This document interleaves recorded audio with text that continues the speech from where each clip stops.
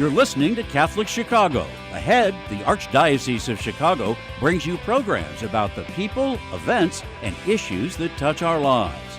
Thanks for letting us be part of your morning. Now again, Catholic Chicago.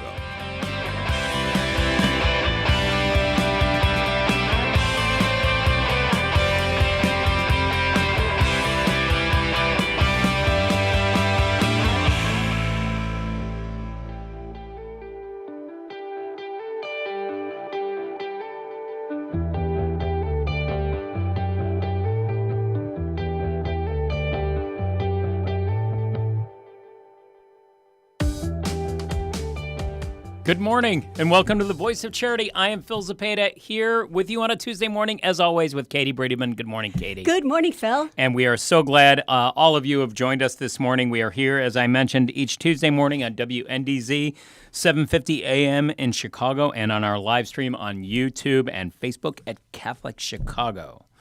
So as we've discussed before on the Voice of Charity, Catholic Charity's counseling programs have continued to evolve in recent years to help clients deal with a wide variety of mental health concerns and issues.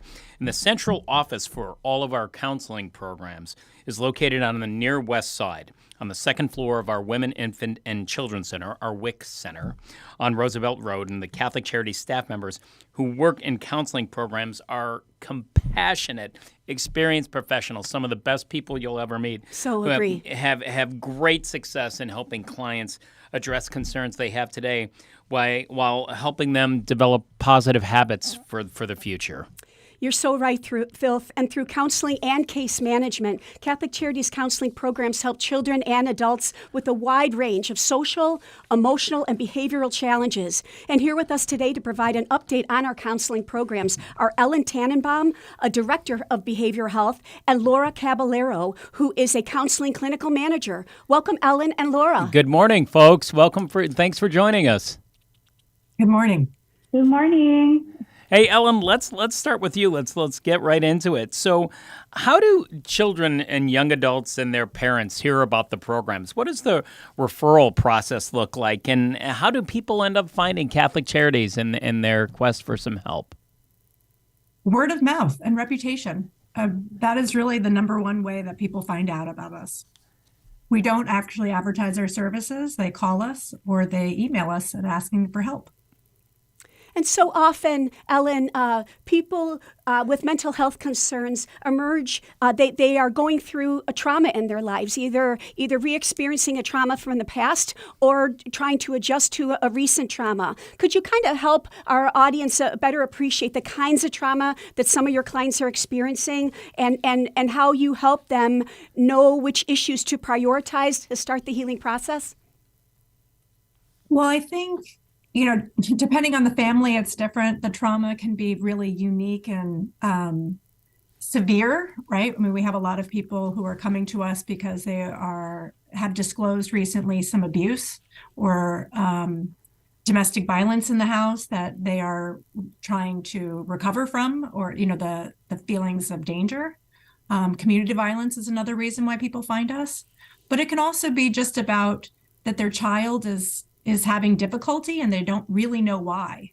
And so sometimes through the process of therapy, we find out that something is totally developmentally normative. And other times we find out that, something has happened and the child hasn't been able to disclose that. So it's such an individualized approach, Ellen. And I wonder that if you can kind of articulate a little bit in greater detail what criteria there are for people receiving counseling programs and services. And can you please give that contact information for anybody listening or viewing our show today who might be in need of themselves or know someone who could benefit from these programs? There's absolutely no criteria. We take folks from across the lifespan, ages 3 and up. So anybody can seek us for any reason. We see people in person or through telehealth in Cook and Lake counties. And we actually probably have a little bit more availability right now for folks in Lake County. And we have a little bit of a wait list for folks in Cook County. But they can call us at 312-655-7725, or they can email us at counselingintake@catholiccharities.org. CatholicCharities.net. I'm sorry, that was counseling intake at CatholicCharities.net.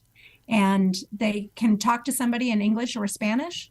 And if they call in another language, we could use some help with that intake.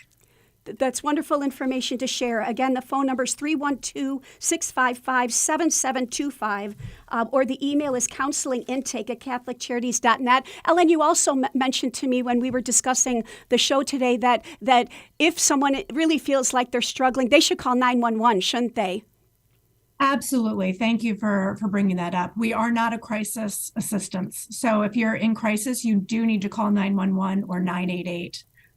Because there will be a wait before we can find you somebody. Thanks so much for sharing that. And Laura, can we just ask you to add a little bit of perspective to the counseling programs? How many children and young adults does Catholic Charities serve each year? Yeah, well, in the last fiscal year, we served over 1,400 clients, and 678 of those were youth. So it's a pretty big program. It sure is a big program. And we know, of course, that the pandemic, exasperated so many concerns that people had to start with, correct? Yes, correct. Yeah. And so we did get a long wait list because of that. Yeah. And so how many times are clients connecting with Catholic Charities on a weekly basis? Is it a couple times a week or a couple times a month? How does that work? Yeah, so our clients are usually seen weekly for about an hour of therapy. Except there are some clients, who require twice a week therapy because they might have higher needs.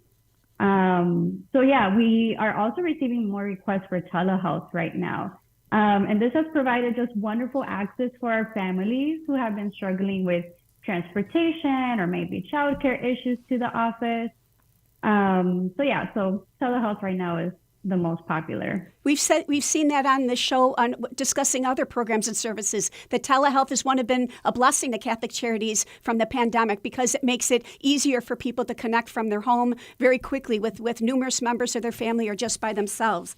Can I also ask Laura we're curious about the season of the summer. Is that a busier time for you because for particularly children wouldn't have school, responsibilities on their mind?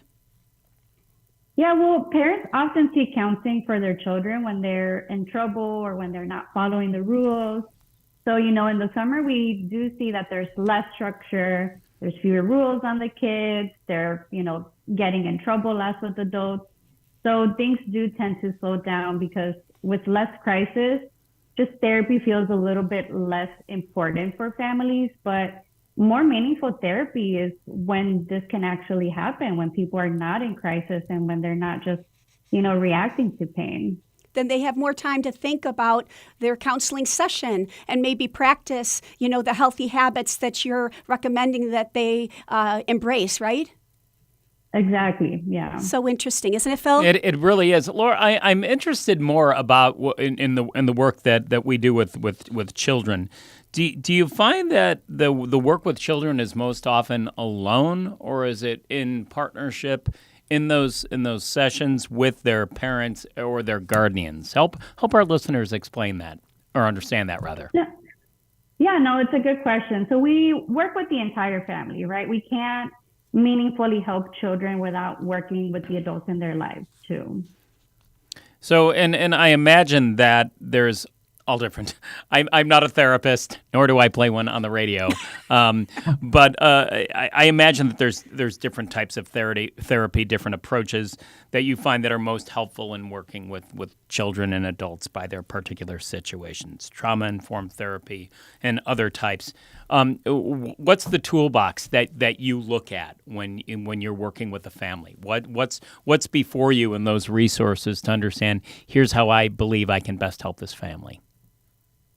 Yeah, I mean, every family is different. And so it's nice that at Catholic Charities, we offer all kinds of therapeutic approaches. We do trauma-informed, we do strength-based individual and family counseling sessions, as well as art therapy, dance movement therapy, play therapy. So it's nice that we have, a variety of therapeutic approaches that we can use, and then we can fit whichever is best for the family. So our team really helps the people we serve identify those needs, connect them with community resources, maybe even apply for appropriate assistance, and then just advocate for those services.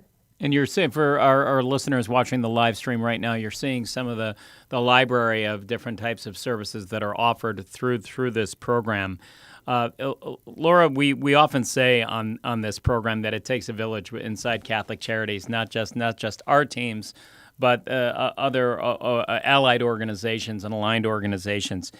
Describe some of the community partners that we work with to help children in the most effective ways that might be coming to our doorstep.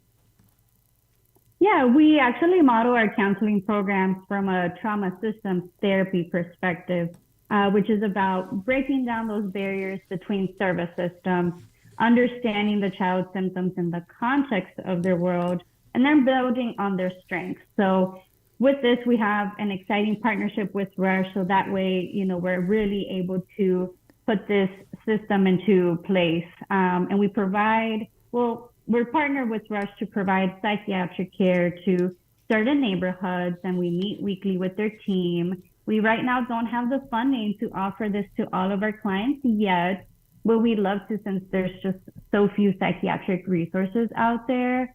And then we also collaborate with our Catholic Charities legal department, and we collaborate with Chicago Legal Aid on some school advocacy, orders of protection, and just other legal needs. You know, one thing that you mentioned, Laura, really struck me. You said, that you're building on people's strengths. That's such an important concept to embrace, isn't it? Because people who are struggling don't have confidence. They do feel maybe shame or guilt about, struggling. And your programs are all about finding those strengths and helping people regain their confidence in themselves to handle the struggle that they're in, right? Yes, exactly. You're completely right. Yeah, that's just such an important part of affirming people instead of, making them feel even worse than they already know that they're in that state of mind. Correct? Mm-hmm. Really important, Exactly. isn't it, Phil? It is, and I think it's worth stressing. As much as we shared the website page again with the contact information, the different types of programs. If you are finding yourself in crisis, that the opportunity for you to exist to always call 911. That is a first line of defense for you for seeking immediate help, and we can't stress that enough. Catholic Charities is here as part of a larger safety net, but if you do need help, find that resource through 911.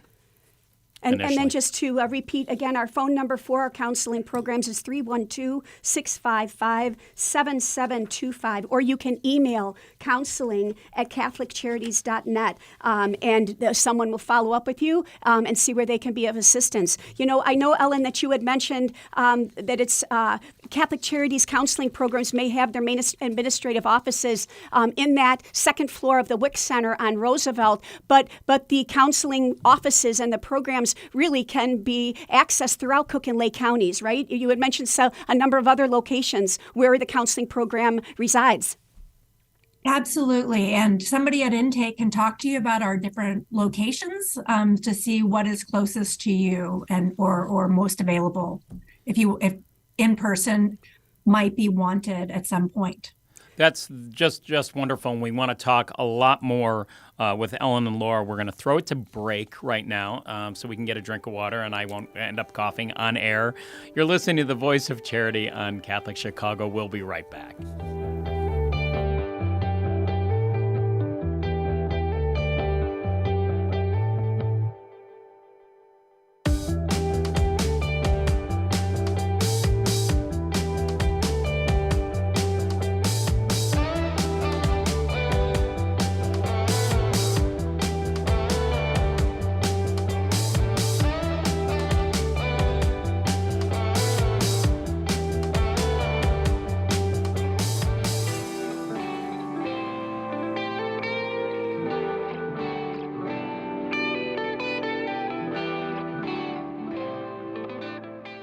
Community is core to Catholic Charities' founding mission. For more than 100 years, we have met people and families where they are, serving anyone in need, regardless of their faith, gender, race, or ethnicity. As our world absorbs the economic, political, and social aftershocks of the pandemic, 50% or more of the 6 million people living in Cook and Lake counties have little or no savings. They are a paycheck away from zero. We are deeply grateful to everyone in the Catholic Charities community who partners with us to alleviate the suffering of the people we serve and offer them a better path forward. We are witnessing a message of mercy and hope to a world very much in need. Learn more at CatholicCharities.net.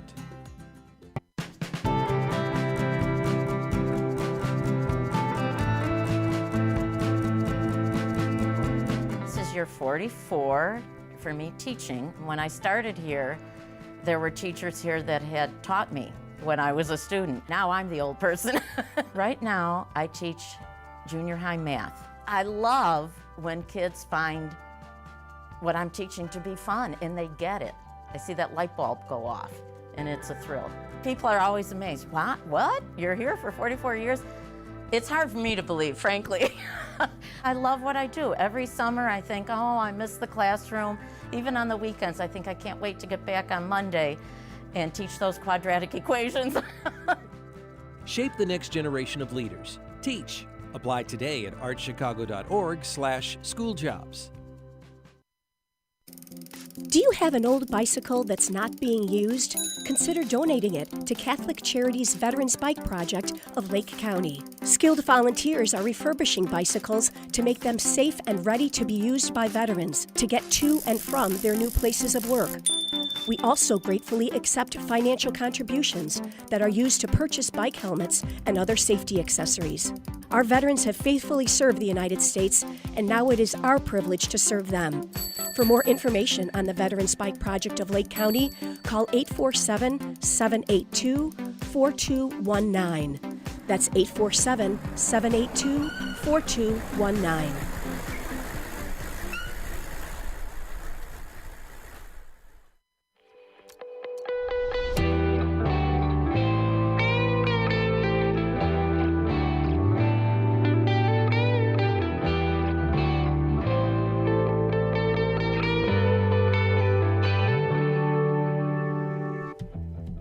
Welcome back to the Voice of Charity. I am Phil Zepeda here along with Katie Breedeman. We are talking about our counseling programs at Catholic Charities, and we are joined by two phenomenal guests, Ellen Tannenbaum, who is a director of behavioral health, and Laura Caballero, who's a clinical manager in counseling. Again, welcome to you both. We're glad to have you here. Before we get into some case studies and some client stories, I have a question. Katie has a question, a little bit about the populations that we see. So can either of you tell us about our work in schools, specifically that the outreach that we have going on there, and what are some of the issues that we might see coming out of those environments? Lauda, would you like to take that? Yeah, it's funny that you asked because I'm actually supervising a program right now at schools in Back of the Yard. So that's one of the communities that we serve. We're at 4 elementary schools. So usually the kinds of issues that we see are, anxiety related to academics. We might have just like some students who are struggling with the day structure at the school. So just, a lot of anxiety, a lot of just adjustment issues, maybe some depression symptoms. So that's mostly kind of the issues that we're seeing right now. Students have so much pressure on them today, as in compared to previous generations with, the social media pressure and the academic pressure. I'm sure that, as you said, many of the symptoms that they raise are common, but then I love how you guys are talking about how individualized Catholic Charities approach is to every single person, every single family, treating as that the first family that or individual that you ever worked with. And that really is such an important aspect of what you do, isn't it, Ellen?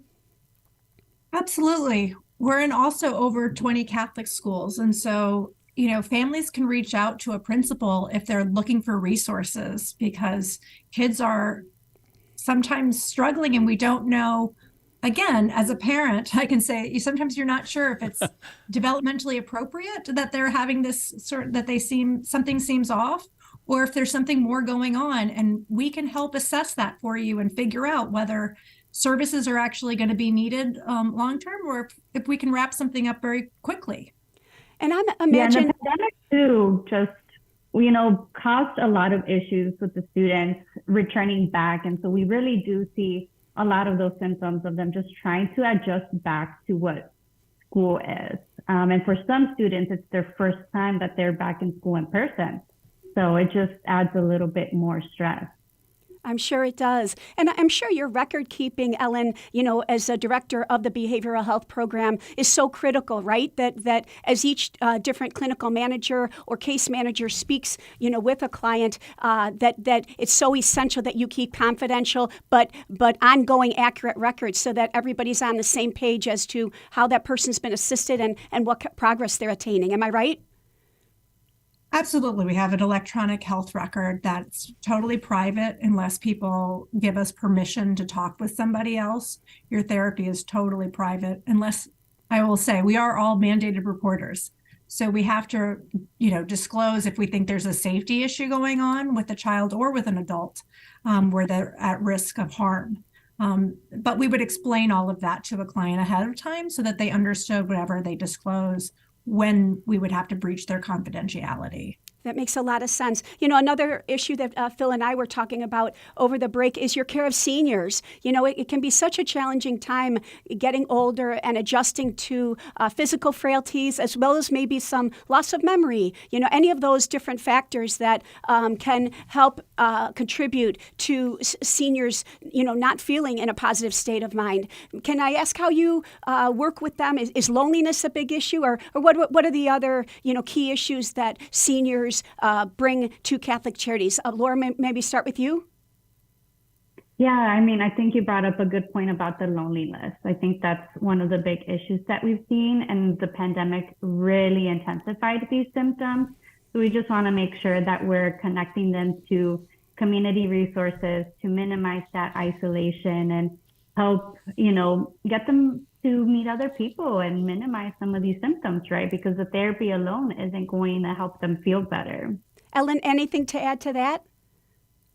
No, I can just say that we accept Medicare. And I think for many people, they're not sure whether they qualify for help, but we'll definitely meet anybody for help who's interested in help. Because I think that at any stage in life, you can decide that you're ready to address something and maybe talk about it with somebody who's not in your family. It's a great point. So very often when we have guests on The Voice of Charity, the stories of our services come to life through client stories. We'd like to ask, each of you to share, what's memorable in your mind as a case study that's exemplary for our audience to understand the type of work that you're doing. Obviously, protecting, presenting these with a good deal of anonymity. But Ellen, if you want to share first, tell us a story of how counseling services might come alive for our listeners. We serve many children and teenagers, and I have one that we'll call Sophia, who is a survivor of sexual abuse. And she came to Catholic Charities with symptoms of depression and post-traumatic stress disorder. She was struggling with her feelings about her parents failing to protect her. And she decided to move out of her house and live with another relative. But she was insightful and caring and committed to therapy. And her parents were really glad that she was willing to do that because they were struggling to connect and manage their own grief about what they had just learned. Mm-hmm. The therapist taught Sophia skills for dealing with her feelings when she was overwhelmed. She was taught to journal and to draw and connect with her big feelings and thoughts. And then the therapist was also able to work with her parents to improve their empathy, attune to her distress, and help her use her coping skills when she was feeling angry or disappointed or scared. And through the family therapy, Sophia felt comfortable moving back home, and they are continuing treatment. And we feel really good about the work. That's a wonderful wonderful story. That's wonderful. Laura, how about you? Would love to hear a story from you.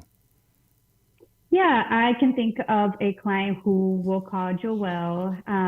He's a 13-year-old boy who came to us to therapy after several people in his immediate family passed away, including his dad.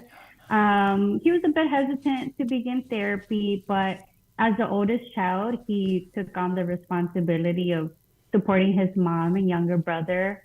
So he felt the need to keep it all together and not show his distress. So Joel's therapist really spent the first couple of months in therapy getting to know him, focusing on his strengths, his role in the family, and just providing information about the grief process and normalizing his avoidance. And about 3 months into treatment, Joel began the session by stating, "I'm ready to talk about how I'm feeling." And Joel began to express the sadness, the anger, anxiety around his grief that he had been holding in for over a year. And his therapist supported him through the process of just uncovering the different layers of grief through art, through movement, and discussion. So. Wow, it really shows the impact that your very carefully laid out program curriculum can really help people on an individualized basis. Before we run out of time here, Laura, can we just ask, are there any universal good habits that everyone in our audience today can try to adapt to strive for positive mental health? Yeah, I always talk about self-compassion, sleep hygiene, nutrition, and just surrounding yourself with more friends. We also just tend to focus on our deficits and what's not working. So it's really our brain's way, right, of trying to protect us from harm. So we can just move away from that and start thinking more positive. We'll start seeing some results. Well said. Very well said. So, Ellen and Laura, we have such admiration and respect for the work that both of you do in our counseling programs. Thank you so much for being on the show today and helping us all get a better understanding of the vital work that you do in the community. In discussing your work today, you've also given us some really great advice for everyone listening in the audience as they think about the stressors and the pressures that we face in our own lives. And we wish you guys continued success in the programs of working with the people of Chicago and Cook and Lake County. So thank you. And I know both of you have very long and storied histories in your profession. Can I ask real quickly, Ellen, how many years you've been with Catholic Charities? Oh, I've worked for Catholic Charities for over 12 years. That's amazing. And Laura, you as well? 4 years with Catholic Charities. Well, I think Catholic Charities is very blessed to have you both. You're wonderful professionals and obviously incredibly compassionate people. So thank you for all you do to help people in need, but also thank you for being on the show today. Thank you very much. We just again want to remind everyone that if you feel that you are in a state of crisis yourself, please call 911 for assistance. But if Catholic Charities can also be of assistance to you, please call 312-655-7725 or email counselingintake@catholiccharities.net. And Ellen and Laura and their colleagues will follow up with you and try to be of assistance to you as well. So again, thank you so much, ladies. Thank you so much. And again, all this information is available on CatholicCharities.net as well, too. For you that are surfing the internet, you can find us there and find out more information about our counseling programs, as well as the entire family of services and programs offered by Catholic Charities. And we invite you back again next week for another edition of The Voice of Charity. For now, this is Katie Breedeman with Phil Zapata, and we thank you for tuning in and believing in the mission of Catholic Charities.